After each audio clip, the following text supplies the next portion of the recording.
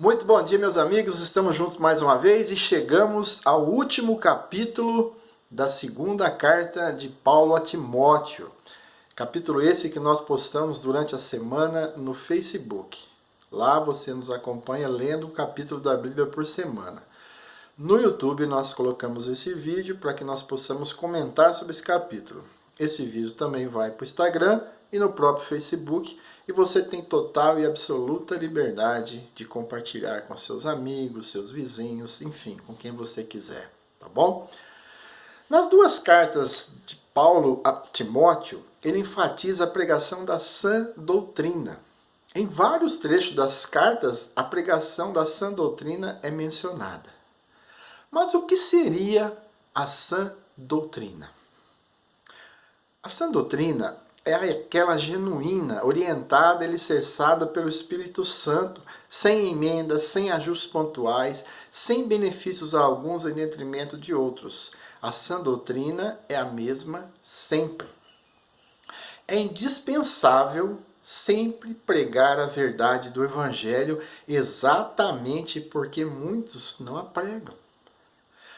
Alguns procuram modernizar o Evangelho para que esse seja mais agradável aos ouvintes.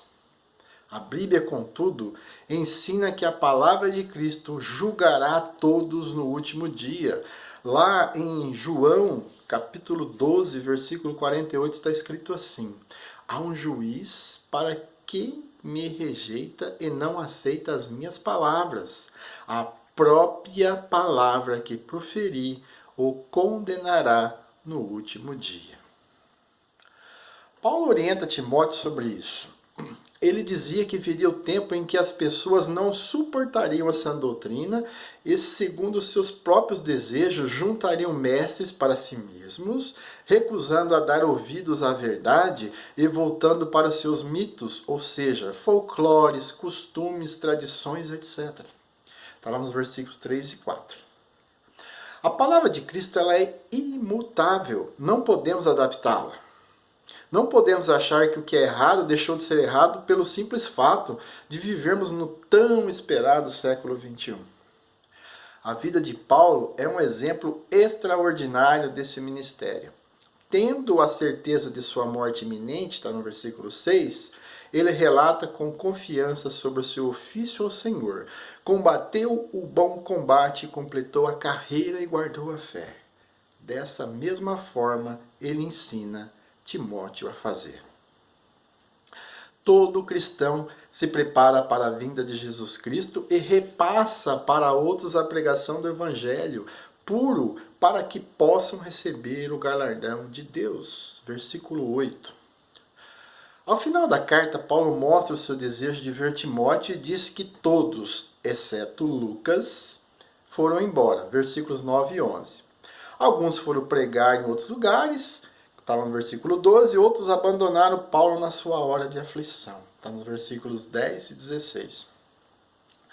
Na carta de Paulo em Filemon, no versículo 24, ele fala que Demas, ele chama Demas de cooperador.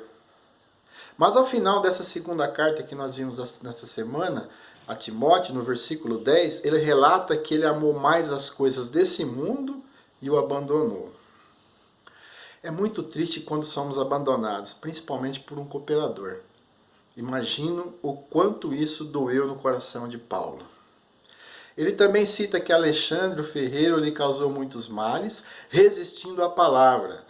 Mas Paulo não desfaleceu, porque o Senhor permaneceu fiel. Versículo 17 e 18. Se o nosso foco for o Senhor e a sua palavra, o trabalho do Evangelho sempre continuará.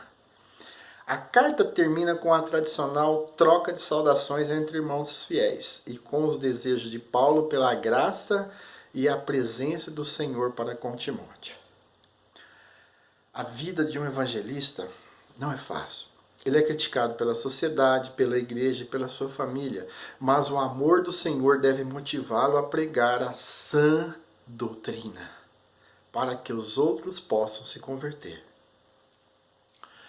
Terminamos assim a segunda carta de Paulo a Timóteo. Espero ter ajudado a compreender melhor sobre esse importante livro da Bíblia.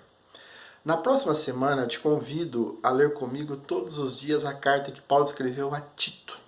Serão 3 capítulos de uma epístola que tem o mesmo intuito das 2 que nós vimos nos últimos dias, que foram endereçadas a Timóteo, fazendo parte das chamadas epístolas pastorais. Eu conto com você. Um bom dia e que a paz do nosso Senhor Jesus Cristo esteja com todos.